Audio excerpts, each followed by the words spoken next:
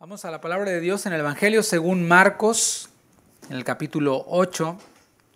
Evangelio según Marcos, capítulo 8, versículo 25.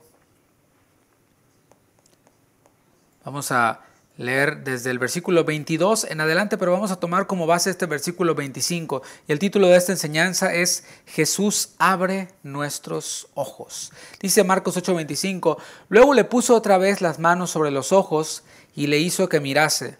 Y fue restablecido y vio de lejos y claramente a todos. Oremos una vez más. Padre, muchas gracias. Gracias por tu fidelidad, gracias por tu bondad, por tu misericordia. Señor, si fuera por nosotros, por nuestras propias obras, ya hubiéramos sido consumidos, pero nunca han decaído tus misericordias, son nuevas cada mañana y por eso podemos acercarnos a ti en adoración, en alabanza, y tú escuchas nuestra oración y recibes también nuestras vidas y nuestros cuerpos como un sacrificio vivo y agradable a ti. Es lo que anhelamos, es lo que te pedimos. Señor, ahora háblanos por medio de tu palabra, que podamos, Señor, ser edificados por medio de ella. En tu nombre, Señor. Amén. Amén.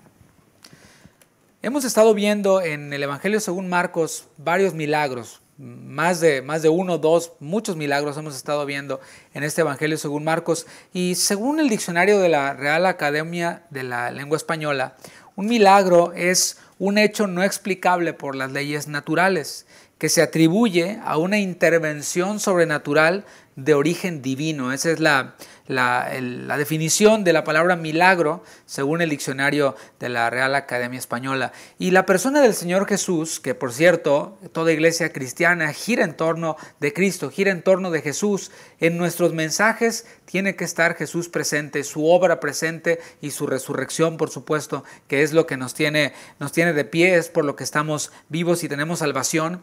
Pero la persona del Señor Jesús está rodeada de milagros, de principio a fin. Cuando yo me refiero a la persona de Jesús, me refiero a el Hijo del Hombre, a Jesús encarnado, quien por cierto siempre ha existido, pero tomó un cuerpo, participó de carne y sangre como nosotros, pero no de pecado, por supuesto. Jesús fue concebido milagrosamente, es decir, el nacimiento de Jesús, la concepción de Jesús, quiero decir, fue milagrosa. ¿Por qué? Porque fue por medio del Espíritu Santo. No hubo participación humana para que Jesús no participara de la naturaleza pecaminosa, y fue concebido por el Espíritu Santo. El Señor Jesús también resucitó de manera milagrosa. Ha sido, como dice la palabra en el libro de Hebreos, el primogénito entre muchos hermanos. Solo Él ha sido quien ha resucitado con un cuerpo glorificado que no volvió a morir. Por supuesto, Lázaro y otros quienes resucitaron en la Biblia, pues volvieron a morir. Su cuerpo que resucitó se volvió a descomponer, pero habrá una segunda resurrección. Y Jesús resucitó de manera milagrosa. Su cuerpo físico está a la diestra del Padre. Es otro evento milagroso alrededor de la persona de Cristo, quien ascendió a los cielos de manera milagrosa y está sentado a la diestra del Padre.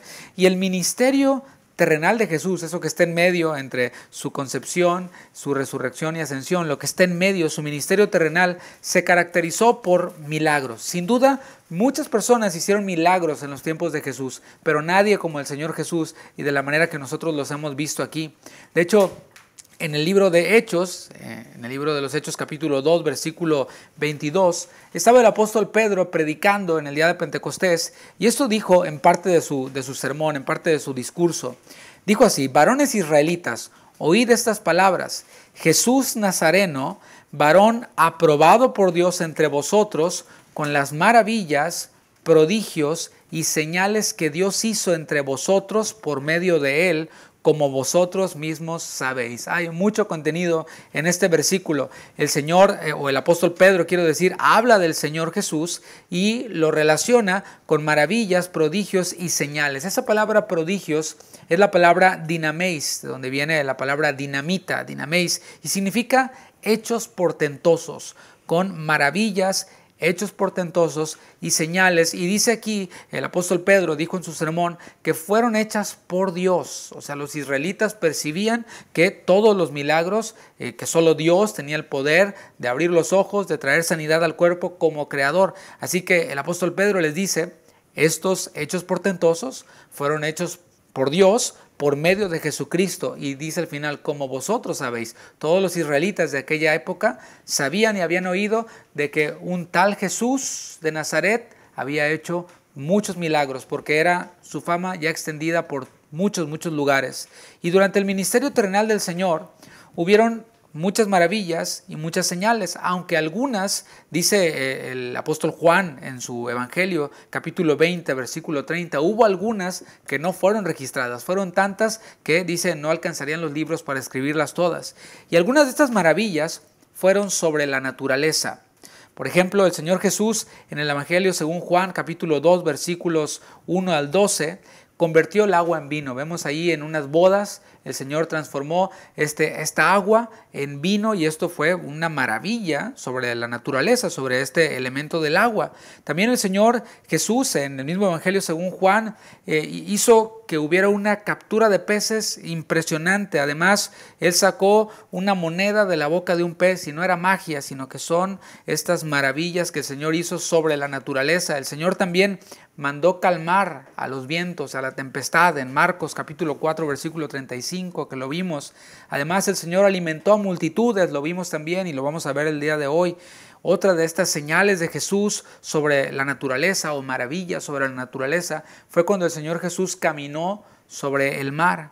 Y también su ministerio terrenal hubieron muchos prodigios. Esto que te dije que en original, en el griego, es la palabra dinameis. Estos hechos portentosos se manifestaron, por ejemplo, en los exorcismos que el Señor hizo. El Gadareno, ¿te acuerdas? Aquel endemoniado Gadareno en el cual había una legión de demonios. Bueno, el Señor hizo estos hechos portentosos en él y lo liberó, lo exorcizó de esta posesión demoníaca. Además, vemos también al Señor Jesús haciendo muchas sanidades físicas. Levantó paralíticos, limpió leprosos, abrió los oídos de los sordos, hizo hablar a un sordo tartamudo. Y hoy vamos a ver cómo el Señor Jesús abrió los ojos de un ciego. Quiero aclarar que los propósitos o el propósito de estos milagros no era hacer un show, no era hacer un espectáculo, no era tampoco meramente una obra altruista. Había un propósito en todas estas maravillas, señales, prodigios, y era nada más y nada menos que confirmar que Jesús era y es el Mesías.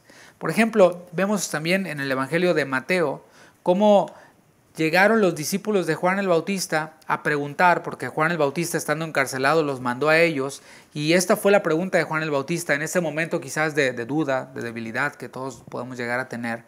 Le hizo esta pregunta a Jesús por medio de sus discípulos: ¿eres tú el Mesías o esperaremos a otro? Y la respuesta de Jesús para Juan el Bautista por medio de los discípulos de Juan fue esta en Mateo capítulo 11 versículos 4 al 6. Recuerda, la pregunta es: ¿eres tú el Mesías? Y la respuesta de Jesús es esta: id y haced saber a Juan las cosas que oís y veis. ¿Qué cosas son?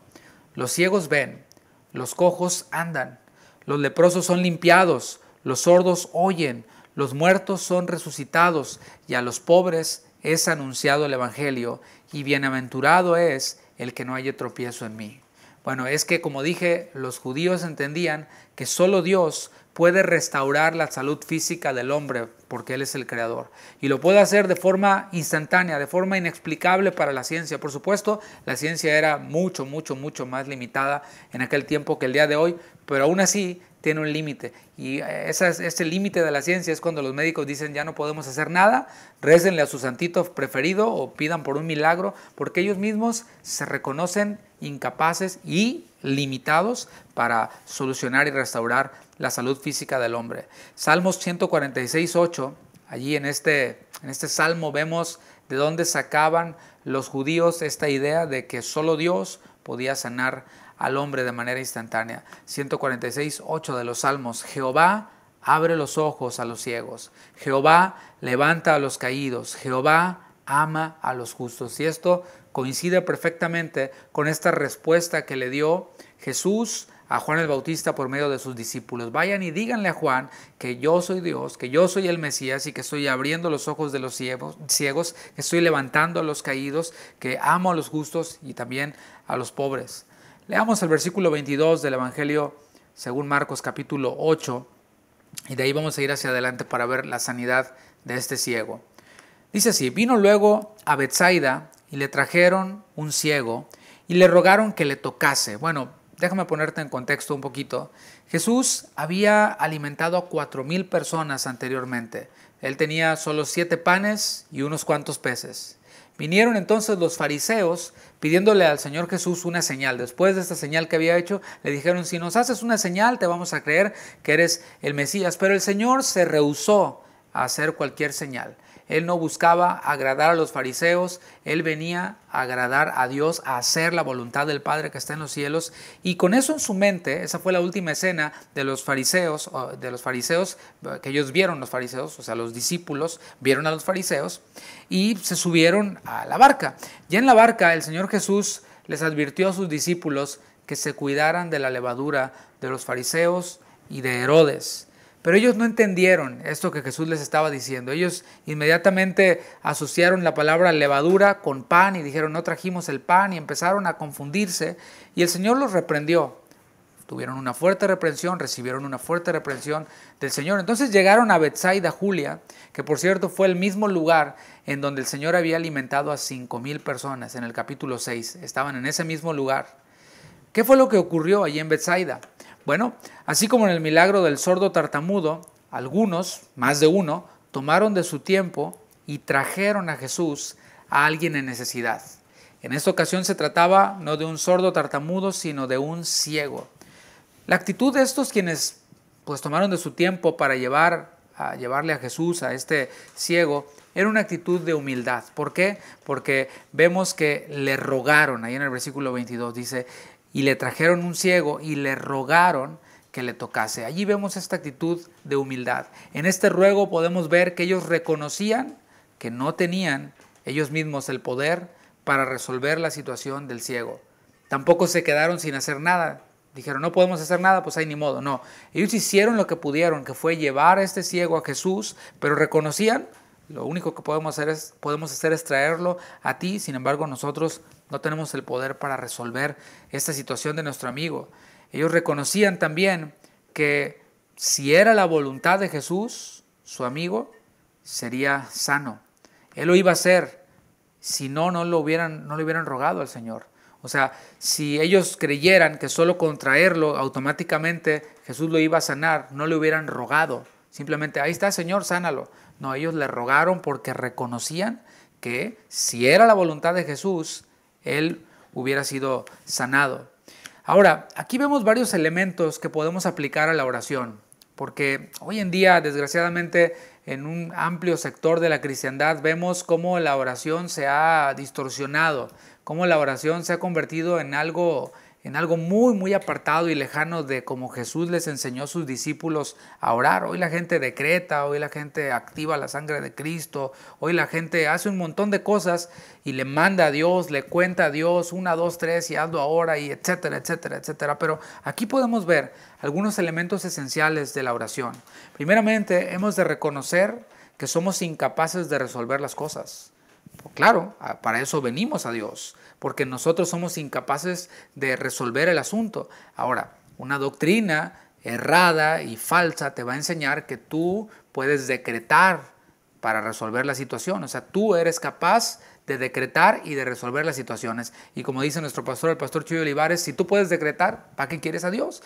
Pero este principio de la oración nos enseña que debemos de reconocer que nosotros somos incapaces de resolver cualquier cosa.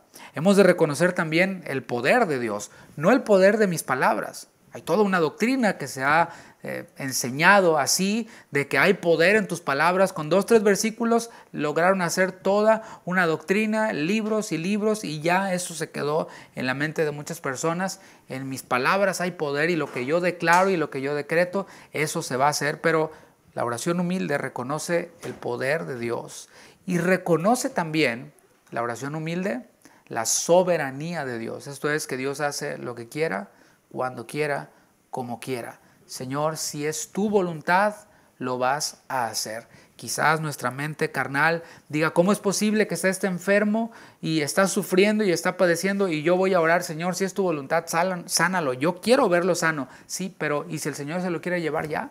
Es la voluntad de Dios por encima de la nuestra. Eso no quiere decir que dejemos de orar y de traer los enfermos a los ancianos y orar por ellos, etc. Pero siempre reconociendo la soberanía de Dios. Señor, Tú tienes la última palabra. Nada de que yo no recibo un no por respuesta, como dijo por ahí una conocida cantante, y bueno, pues simplemente evidenció su soberbia y violó todos estos principios que estamos viendo aquí con estos quienes trajeron a su amigo ciego a Jesús en humildad, rogándole que si era su voluntad le sanara, ¿no? Ellos le rogaban a Jesús algo particular y era esto: toca a nuestro amigo. Señor Jesús, te rogamos que toques a nuestro amigo. Del Salvador, del Señor Jesús, emanaba poder sanador. Es decir, no es que hubiera magia en sus manos, de él emanaba un poder sanador. ¿Recuerda aquella mujer que tocó el borde del manto de Jesús y fue sana? Bueno, esto Jesús se los transmitía a las personas quienes lo necesitaban. Como dije, no era magia, era un poder sanador que no se originaba ni en sus dedos, ni en su ropa, en su túnica. Venía directamente del Jesús divino y del Jesús humano. De su voluntad todopoderosa y de su corazón infinitamente bondadoso es de donde provenía todo este poder. El toque de Jesús tenía este poder sanador por cuanto Él se compadecía y también puede compadecerse hoy de nosotros, como dice Hebreos 4:15. No todos los milagros de Jesús fueron iguales, esto lo hemos visto, ha habido una gran variedad de milagros. Y yo me he preguntado por qué, quizás tú también te has preguntado por qué el Señor simplemente no eligió un método y lo repitió por todos lados, ¿no? ¿Sabes por qué? Para enseñarnos a nosotros que no se trata de conjuros mágicos, no se trata de oraciones o mantras que nosotros repitamos para conseguir un objetivo. Por ejemplo, hace algunos años, no sé si tú lo recuerdes, si tienes más de 10 años de cristiano, a lo mejor lo recuerdas, se popularizó mucho la oración de Jabes, por ejemplo.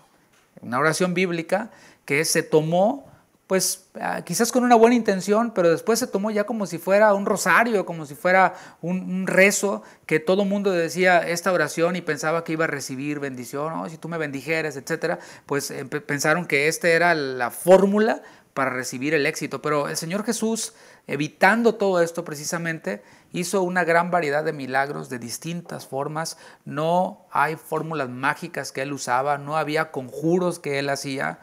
Por ejemplo, como mencioné hace un momento, la mujer con flujo de sangre solamente tocó el borde del manto de Jesús. Esto lo vimos en el capítulo 5.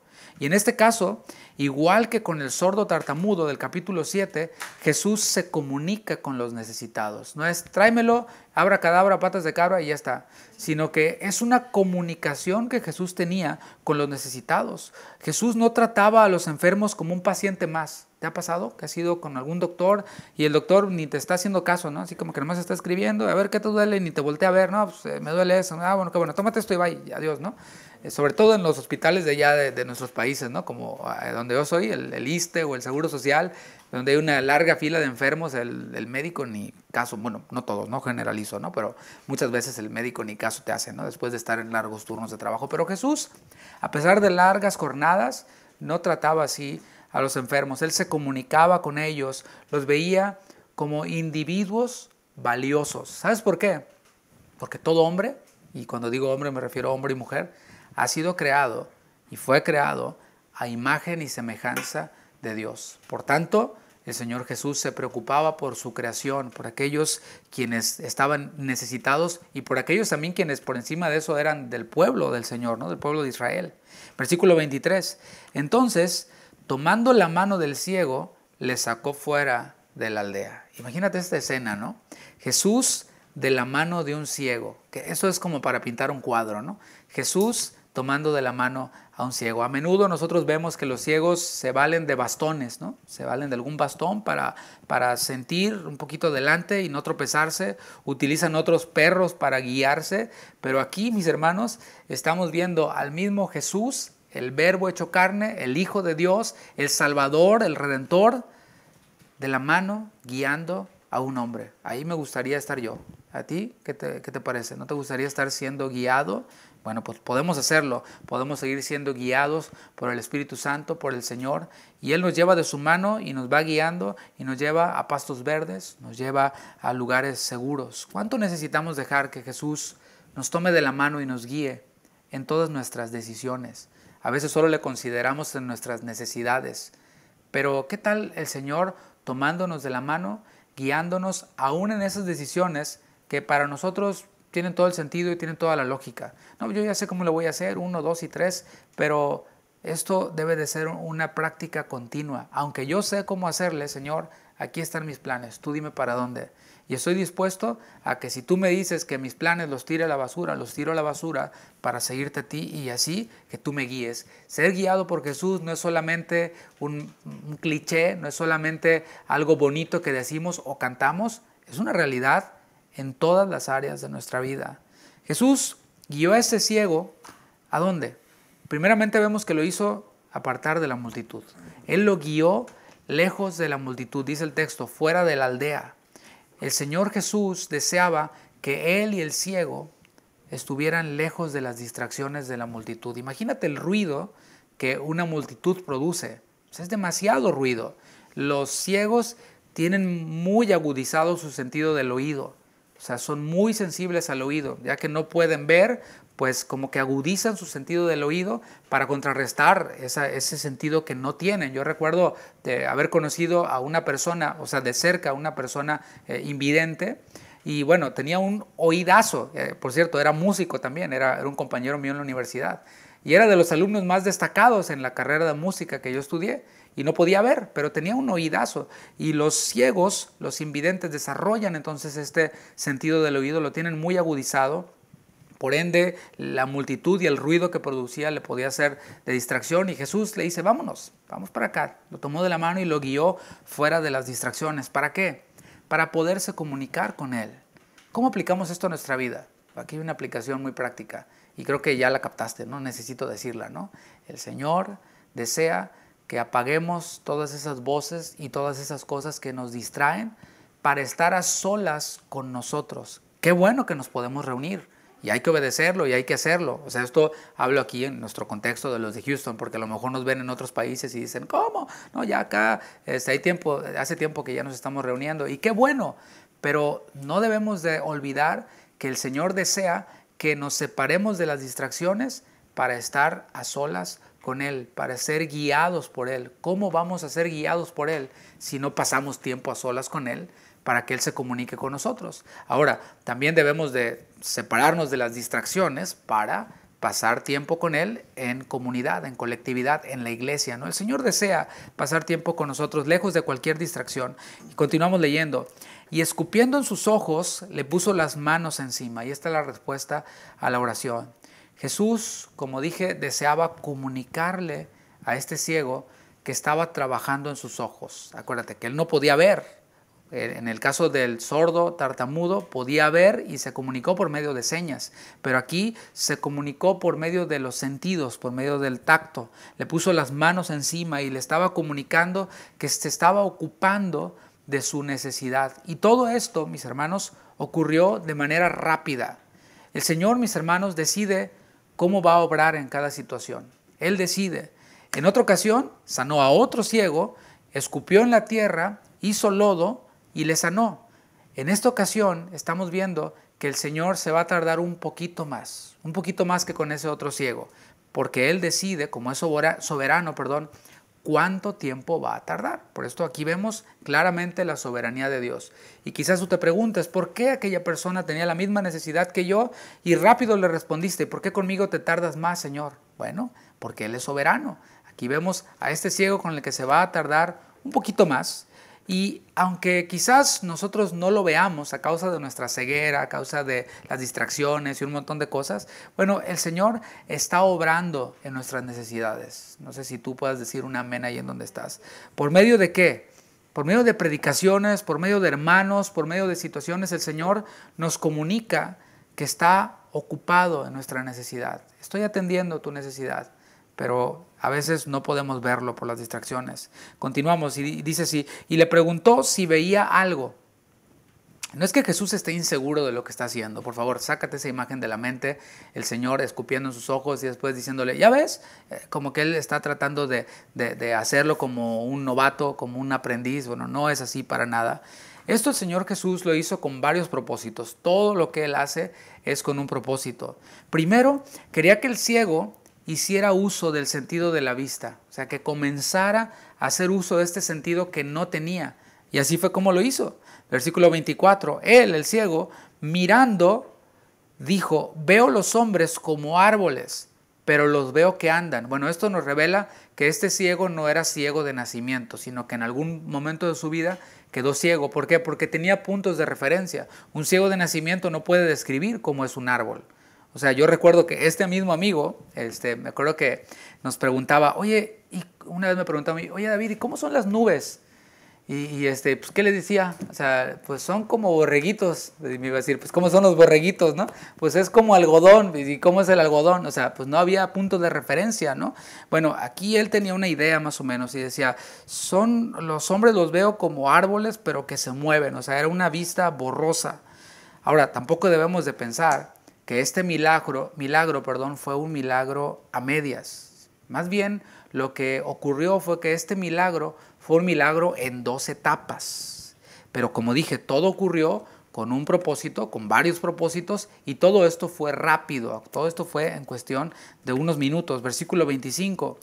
Luego le puso otra vez las manos sobre los ojos y le hizo que mirase, y fue restablecido, y vio de lejos y claramente a todos.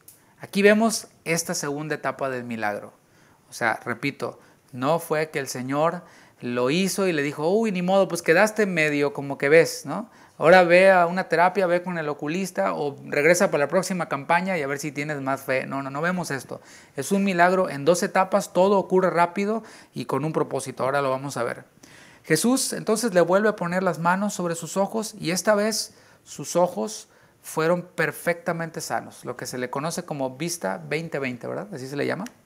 Marcos utiliza aquí varias palabras para enfatizar el estado de sanidad de este ciego. Usa la palabra diablepo, que significa ver claramente. Usa la palabra apokatistemi, que significa restaurar. Usa la palabra emblepo, que significa ver de lejos. Usa la palabra telauhos, que significa claramente. Todo esto para que no nos quede la menor duda de que la vista de este hombre era mejor que la de un bebé pequeñito, ¿no? Versículo 26.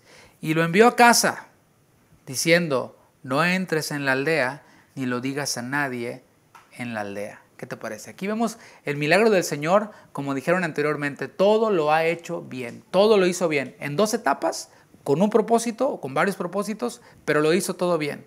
Y después lo envía a su casa y le dice, mira, no te metas nuevamente a la aldea, ahí donde está la multitud, vete a tu casa directamente. ¿Por qué? Porque el Señor siempre, para Él siempre era importante el tema de la familia. Los milagros del Señor fueron para anunciar que Él era el Mesías. Según el Evangelio de Marcos, a estas alturas, el Señor Jesús ya había hecho muchos milagros. Y este es uno de los motivos por los cuales le dijo, no vayas a la aldea, vete directo a tu casa. En Marcos 1:34, desde el capítulo 1 de Marcos, vemos esto, que ya había hecho muchos milagros. Dice, y sanó a muchos que estaban enfermos de diversas enfermedades. Y echó fuera muchos demonios y no dejaba hablar a los demonios porque le conocían. En el capítulo 6, versículo 13, también vemos que los discípulos en el nombre de Jesús echaban fuera muchos demonios y ungían con aceite a muchos enfermos y los sanaban. Es decir, los milagros de Jesús eran ya demasiados a estas alturas.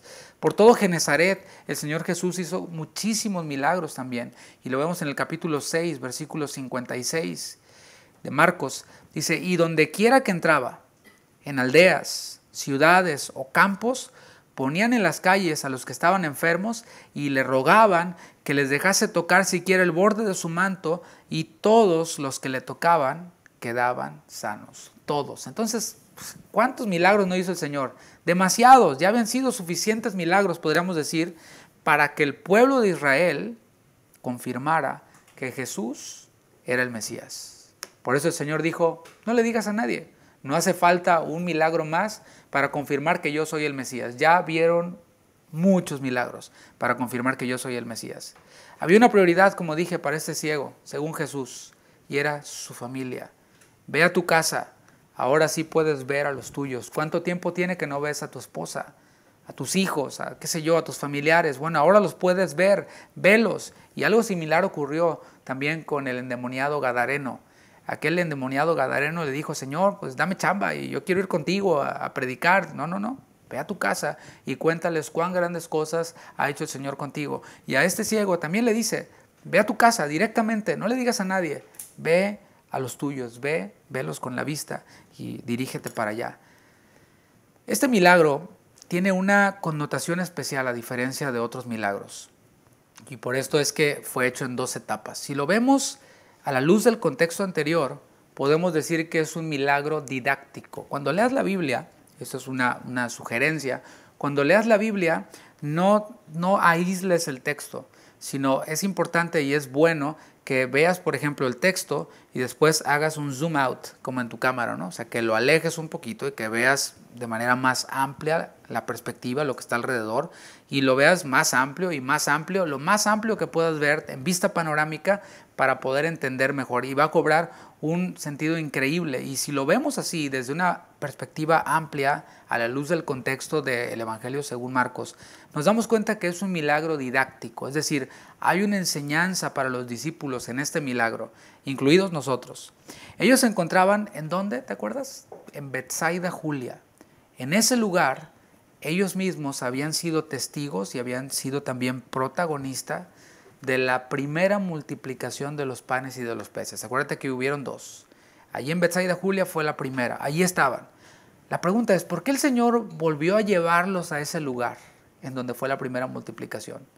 Porque ellos colaboraron con Jesús en ese milagro, pero según Marcos no lo entendieron. Aquí hay un principio, Puedes trabajar en la obra del Señor y no comprender el propósito de lo que estás haciendo. Y el Señor te puede usar incluso, así como los usó a ellos. Pero ellos andaban en la luna, no sabían ni qué estaba pasando alrededor. En Marcos 6:52, referente a este milagro, en contexto de este milagro de la primera multiplicación de los panes, dice Marcos, porque aún no habían entendido lo de los panes, por cuanto estaban endurecidos sus corazones.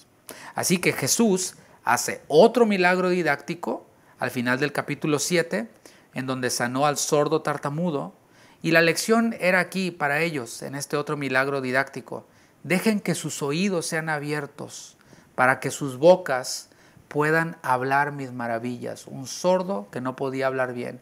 El mensaje didáctico para ellos, o la enseñanza para ellos por medio de ese milagro era: dejen que sus ojos sean abiertos para que entonces puedan proclamar las maravillas del Señor. Venía Pentecostés en Hechos 2 y ahí ellos proclamarían las grandezas del Señor, pero para eso necesitaban que sus oídos fueran destapados. Pero ellos seguían sin entender. Parecía que así como los fariseos, ellos todavía tenían prejuicios, y lo vimos también. Pensaban quizás también que comer sin lavarse las manos les iba a contaminar de manera espiritual. Estaban contaminados con la levadura de los fariseos, de estas doctrinas que, como mencioné hace rato, por ejemplo, estas doctrinas de que no, tú decreta y tú activa la sangre de Cristo y la oración de quién sabe qué y todo esto. Ellos también estaban contaminados con esta doctrina y el Señor estaba tratando de destaparles los oídos, de abrirles sus ojos. Así que entonces el Señor Jesús propicia una situación semejante a la del capítulo 6. ¿Para qué? Para que pudieran entender ellos. La alimentación de los 4,000 de este capítulo 8 es esta situación semejante a la que ocurrió en Betsaida Julia. Ellos no se daban cuenta de que sus corazones estaban endurecidos. ¿Sabes qué? Es difícil darse cuenta que nuestro corazón está endurecido a causa de la misma dureza. O sea, y a causa de las distracciones, a causa de tantas capas que nosotros ponemos para poder entender lo que Dios está obrando, lo que Dios está hablando y lo que Dios está obrando a nuestro derredor. Por eso el Señor Jesús les hizo esta advertencia: cuidado, guárdense de la levadura de los fariseos y de Herodes. Pero ellos seguían sin entender. Así que leamos nuevamente la reprensión de Jesús en Marcos 8:18. Cuando les estaba diciendo, no les digo esto por lo de los panes, porque no trajeron pan para lonche. Les estoy diciendo esto de la levadura de los fariseos y de Herodes, porque sus corazones están endurecidos. Y les dijo: teniendo ojos, no veis, y teniendo oídos, no oís, y no recordáis. Después de todo esto, podemos captar la lección de este milagro que estamos viendo del ciego. La intención es esta: dejen que les abra sus ojos. Quizás Dios necesita abrir tus ojos el día de hoy. No estoy diciendo que no seas salvo, pero puede ser que las distracciones, puede ser que las falsas doctrinas que se han acuñado en nosotros nos están impidiendo ver lo que Dios está obrando a nuestro alrededor. Nos están impidiendo oír lo que Dios nos está hablando por medio de su palabra, por medio de hermanos en su palabra, por medio de la iglesia en su palabra. Y el Señor quizás también a ti te está diciendo, deja que abra tus ojos. Ahora, el mensaje para estos discípulos era este. Miren, ven cómo hice el milagro en 2 etapas. En esa primera etapa él veía borroso y así ustedes tienen su vista borrosa ahora. O sea, ven muchas cosas pero no las ven claras. Las ven así nomás como árboles que se mueven. No las distinguen bien. Pero el Señor les estaba diciendo, yo voy a abrir sus ojos para que vean claramente. Pero ustedes necesitan disponer sus corazones. Acuérdate, lo hemos dicho anteriormente. Estaban los fariseos, quienes estaban endurecidos, pero no estaban dispuestos. Y estamos con estos discípulos de Jesús, quienes están endurecidos también, pero están allí junto a Jesús. Aún así, junto a Jesús, el Señor les advierte y les dice, guárdense, cuídense de la levadura de los fariseos y de Herodes. Cuídense de suavizar y de ser blanditos con el pecado y de ser blanditos con la carne y de ser blanditos con todo aquello que puede apartarles de poner su mirada en mí. Y entonces les estaba diciendo, yo voy a abrir sus ojos para que puedan ver claramente, pero dispongan sus corazones. Mis hermanos, nuestro corazón sigue siendo engañoso. Todavía hay elementos de dureza en nuestro corazón. Los domingos, por cierto, estamos enseñando una serie que se titula Descubre el inmundo que hay en ti. Los días domingos en la congregación, cuando pueda, conéctese o acompáñenos o escúchelas, que estamos empezando a ser enseñados de una manera muy impresionante de lo que hay en nuestro corazón y de lo que hay en nosotros. Estamos aprendiendo esto, que nuestro corazón sigue siendo engañoso, sigue habiendo dureza en nuestro corazón, pero mientras que nosotros permanezcamos con Jesús, Él nos va a seguir enseñando. Él va a seguir usando muchas lecciones para que nuestro corazón se siga ablandando y siga siendo todavía más receptivo y siga siendo más tierno para Él. Así que seamos precisamente sensibles a las lecciones que el Señor nos da. Los discípulos no se quedaron así en esa dureza y nosotros lo sabemos, con excepción de Judas, porque sí hubo uno que por supuesto que se quedó endurecido. Con excepción de Judas, todos se dejaron transformar. Y cuando vino el Espíritu Santo, ellos recibieron ese poder. Sus oídos fueron destapados completamente. Sus ojos fueron abiertos completamente. Y sus bocas fueron abiertas para proclamar el Evangelio. Y el Señor, así como con este ciego, quiere estar a solas contigo, quiere estar a solas conmigo, lejos de distracciones, para abrir nuestros ojos. Y también, así como lo hizo con aquel ciego, quiere que usemos nuestros ojos espirituales. No nada más que nos quedemos allí como dormidos, porque con los ojos cerrados como que hasta nos podemos dormir, pero el Señor nos llama a que hagamos ese esfuerzo de abrir nuestros ojos. Él los abre, pero también nosotros debemos de usar nuestro sentido de la vista. El apóstol Pablo les dijo a los Corintios en su primera carta, capítulo 13, versículo 12, ¿cuál es la situación de nosotros, los creyentes, en este momento? Dice Pablo, ahora vemos por espejo, oscuramente, y los espejos de ellos no eran como los nuestros, eran de bronce y no se veía como se ven los nuestros, ¿no? Ahora vemos por espejo, oscuramente, mas entonces veremos cara a cara. Ahora conozco en parte, pero entonces conoceré cómo fui conocido. Entonces vemos cómo hay etapas en las cuales el Señor va abriendo nuestros ojos, hasta que llegue este momento que dice Pablo, cuando conozcamos todas las cosas, cuando conozcamos cómo fuimos conocidos, Él continuará abriendo nuestros ojos hasta que venga lo perfecto. Yo sé que tú usas tu sentido común y te das cuenta de que lo perfecto no ha llegado todavía. Y este 2020 da testimonio de ello, ¿no? Y va a llegar ese momento en el que ya no habrá necesidad de profecía, no habrá necesidad de ciencia, los dones van a cesar entonces cuando venga lo perfecto. Mientras tanto, el Señor sigue abriendo nuestros ojos. Proverbios capítulo 4, versículo 18, en la Nueva Traducción Viviente dice así, dice, el camino de los justos es como la primera luz del amanecer. ¿Qué tal los amaneceres de ahorita? Maravillosos, ¿no? Bueno, cuando sales muy tempranito y ves cómo el sol va saliendo, yo desde aquí, desde mi garage, veo cómo el sol va saliendo mientras que estoy ahí, ahí haciendo ejercicio y orando, veo cómo está el sol saliendo y estaba todo oscuro. Y dice, es así el camino de los justos, como la primera luz del amanecer que brilla cada vez más hasta que el día alcanza todo su esplendor. Ese es nuestro camino. Nuestro camino como discípulos, como creyentes, va en aumento, va creciendo. Así que es una buena oportunidad para analizar nuestra propia condición. No pensar en otros, no, es aquel, el otro, no, pensar en nosotros mismos y hacer un análisis y decir, bueno, ¿cómo estaba yo hace un año? Bueno, ¿ha habido algún resplandor en mi vida? ¿Hay un poco más de luz en mi vida? ¿Puedo utilizar más mis ojos espirituales? ¿Mis oídos han sido destapados? ¿O estoy igual?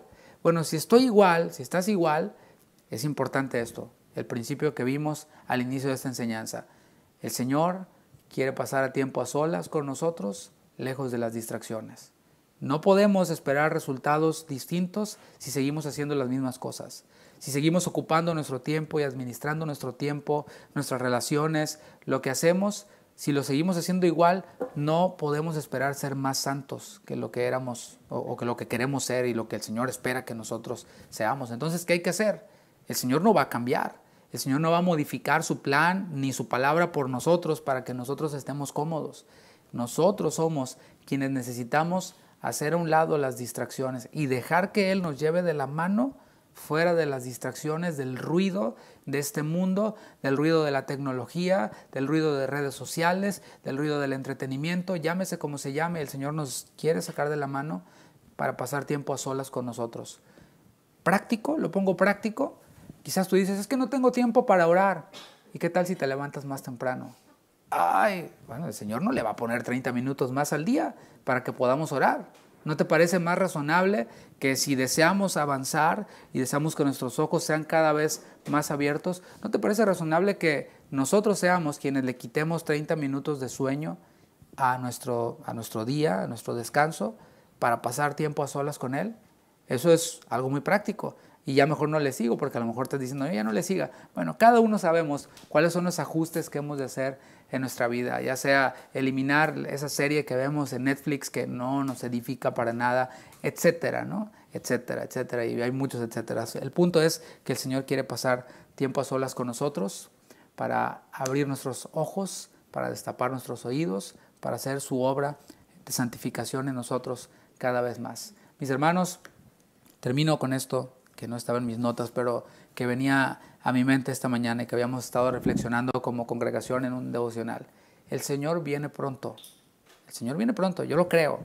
Nosotros no somos de aquellos quienes dicen, no, ya el Señor ya vino, ya, ¿para qué? No, el Señor viene pronto, está a la puerta y al menos yo espero que me encuentre ocupado en su obra, que me encuentre con mi lámpara llena de aceite, que me encuentre aquí ahorita. Sería maravilloso que viniera ahorita. Y, Señor, ya, pues allá estaba, predicando en la transmisión, etcétera. Que así nos encuentre el Señor.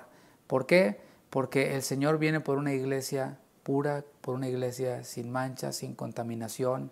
Y estas contaminaciones vienen muchas veces por las distracciones del mundo. Así que con esa exhortación y con ese llamado te dejo para que en este final del día, antes de que vayas a dormir, puedas meditar y orar al respecto, y no solo eso, sino ajustar, tomar decisiones para continuar en este camino y en este proceso hacia la vida eterna, la cual está más cerca de cuando creímos, como dice la palabra. Señor, muchas gracias. Gracias por tu palabra, gracias porque hay en ella riqueza espiritual que para nuestro entendimiento limitado, Señor, es demasiado, pero queremos ir poco a poco, creciendo en gracia, creciendo en sabiduría, no solo conocimiento, sino sabiduría. Aplicar ese conocimiento con amor y así, Señor, ser edificados nosotros, edificar a nuestra familia, edificar a nuestros hermanos de nuestras congregaciones. Gracias, Padre, por cada uno de mis hermanos de Casa de Oración Houston, quienes están conectados ahora mismo. Señor, te pido que les bendigas y que esta palabra que ha hablado a mi vida primeramente sea para ellos también de un despertar, sea para ellos de consuelo y les sirva para solucionar asuntos que quizás les podrían tener estancados en su crecimiento espiritual. Señor, anhelamos tu venida, anhelamos tu regreso y queremos, Señor, que nos encuentres con nuestra lámpara encendida, con aceite en nuestra lámpara, y esa solo se da pasando tiempos contigo, a solas, lejos de las distracciones, tiempo en tu palabra, leyéndola o escuchándola, pero de manera sabia y no solo oyendo, sino escuchando para poder atender y para poder ser transformados. Y también proclamándola, porque tú nos llamaste a proclamar tu evangelio y a predicar este evangelio del reino. Señor, así queremos que nos encuentres. Gracias por tu palabra. Gracias por este día, por esta oportunidad que nos has dado de orar los unos por los otros, de adorarte. Te pedimos, Señor, que guardes nuestro descanso, que sigas obrando en los enfermos, que sigas obrando en las familias. En el nombre de Jesús, gracias, Señor. Amén. Amén. Muchas gracias por permanecer con nosotros. Que pase muy buena noche. Esperamos que el viernes pueda acompañarnos, sea presencial o en línea, en nuestra reunión general a las 7:30 de la noche. El sábado también le hacemos la invitación. Tenemos la reunión de jóvenes, que es a las 6 de la tarde. Por ahí va a estar nuestro hermano Juan y el equipo también ministrando a los jóvenes. Acompáñanos si puede hacerlo también de manera presencial o en la transmisión en vivo. Que el Señor les bendiga, que pasen una buena noche. Saludos a todos.